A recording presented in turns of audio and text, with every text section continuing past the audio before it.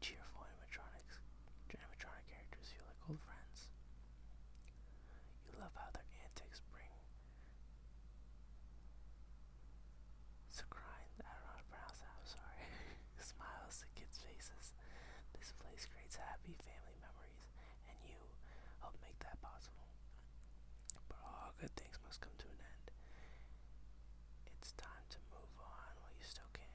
This is your last week. You've always worked the day shift, but after a sudden staff vacancy and temporary closure, management asks you to take the night shift for a change. Letting them down is never an option. Freddy, Bonnie, Chica, and Foxy are Freddy Fazbear's Entertainment's biggest assets. Your duty is to protect them and the restaurant's reputation. Your contact calls it a matter of life and death. You've heard rumors that the animatronics get somewhat lively after hours, but no one's better equipped to handle them than you. 22-time Employee of the Month. As Night Watchman, you will face many choices that lead to various outcomes.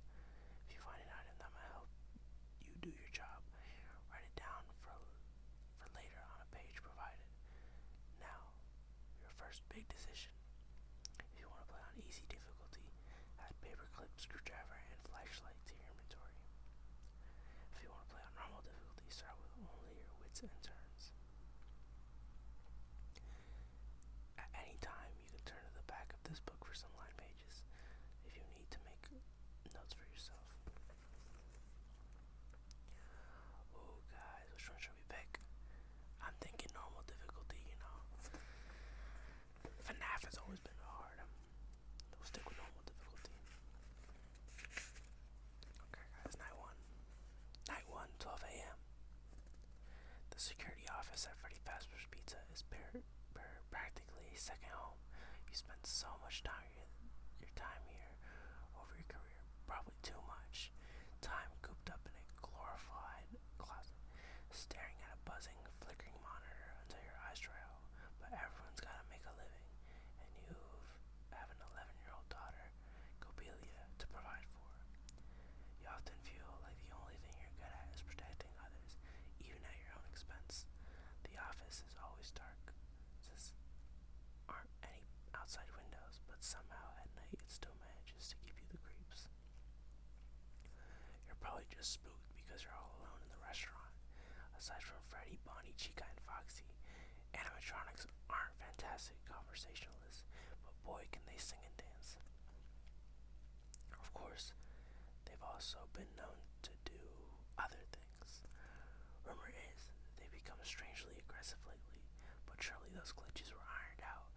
They wouldn't have reopened this place, not that customers have been flocking back just yet.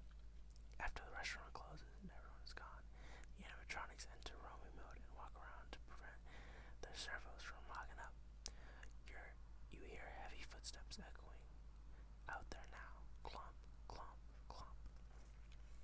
Page 3. If an animatronic encountered you in the restaurant at night, they should ignore you, but your safest bet is to stay in the office until 6 a.m. When they return to the stage, enter sleep mode and recharge. Then you can go home. Management cares about their employees, and it's time-consuming and expensive to hire and train new ones, not to mention the occasional legal fees and the hassle of covering up accidents.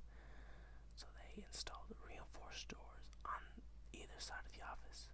In the unlikely event that an animatronic visits you here, you can open and shut east and west doors by pressing the big red buttons in the doorways.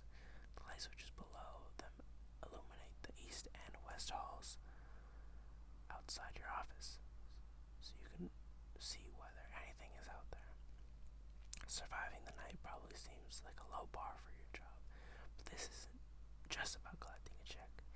You may have to venture out of the office from time to time.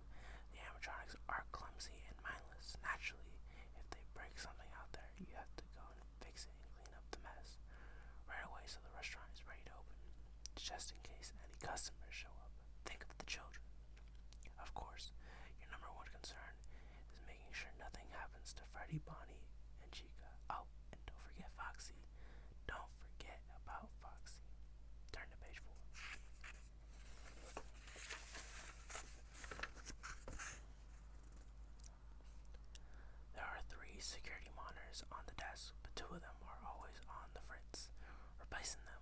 you see more, but you guess management spent the money on the doors instead.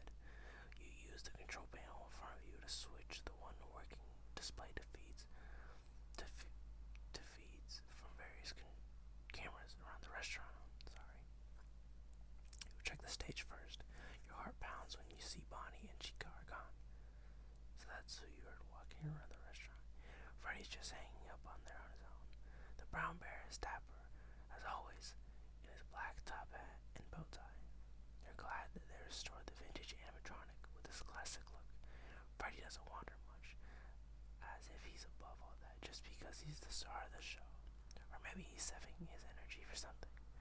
I'm the star of the show, you tell yourself, as he strays over to the Pirate's Cove camera. Foxy is shot, the curtains are drawn, so he must still be back there. Before you locate Bonnie and Chica, you discover a situation that demands immediate attention. The lights in the men's restroom are out. You must replace the light bulbs before your shift ends, and it's better to do it sooner rather than later. Do you A. Inspect the desk? If you exit through the door to your left, exit the door to your right, or check the cameras again. I say we check the cameras again just in case. Let's be safe, guys. Turn to page 8.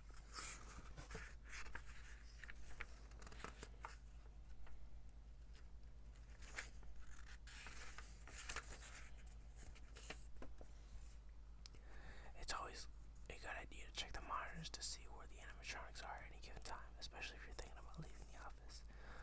You quickly click through the camera feed. Freddy's on stage, but he's moved since the last time you looked on him. He's facing the camera now, his eyes seemingly gazing into your soul as if to say, I know you're watching. You shudder. Who watches the watcher? White eyes peer from behind the curtain in Pirate's Cove, and then blink out. Not so fast, Foxy. You can't find Chica anywhere, but the camera in the kitchen has been broken for a while. It only picks up audio, no video. Something is in there, rattling pots and pans and banging cabinet doors. The giant yellow chicken has a voracious appetite. Sounds like she's a bit peckish, looking for a midnight snack. Bonnie, where's Bonnie? There, in the West Hall, heading towards the security office. Turn back to page 4.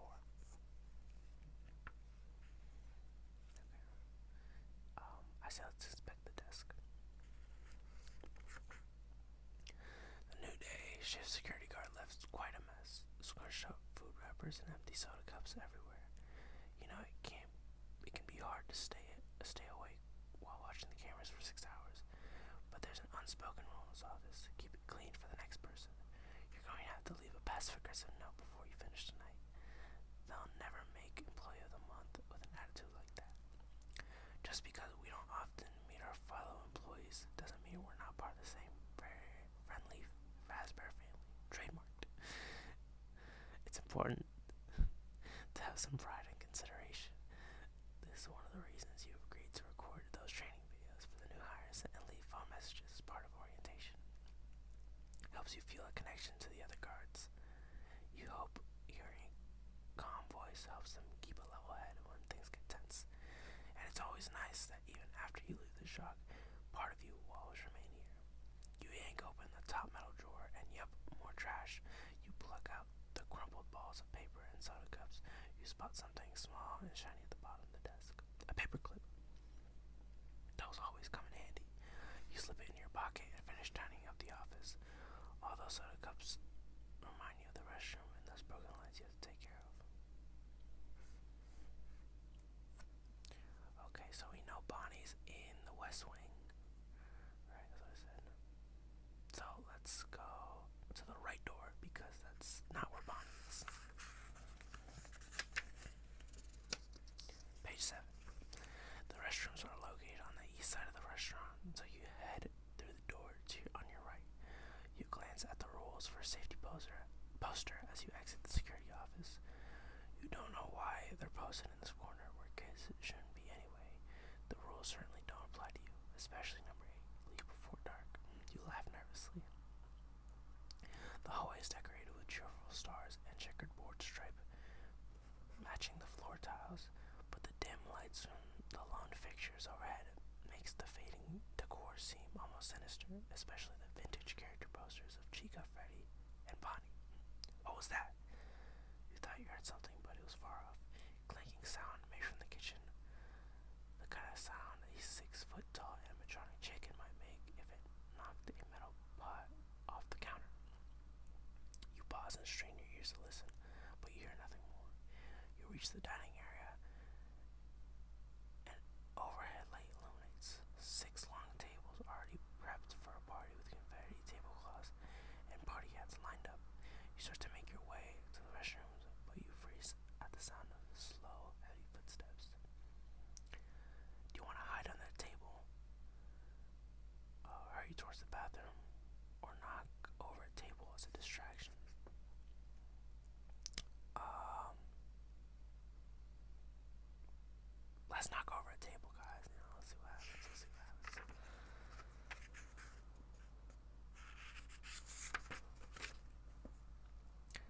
A loud noise distracts the animatronic long enough for you to slip by. Tipping over the table will make another mess for you to clean up later, but the important thing is to make sure there is a later. You grab onto one side of the table, flipping it. It falls with a crash, knocking over a row of plastic chairs, sending a shiny paper hats flying. That should do it. You're about to dart toward the restrooms when you spot both Bonnie and Chica in your way. They see you at the same time and dash towards you. You spin around and run away right into Freddy Fazbear's crushing embrace. Game over. Oh, guys, I'm sorry. Next time we won't knock over a table. We'll see what happens.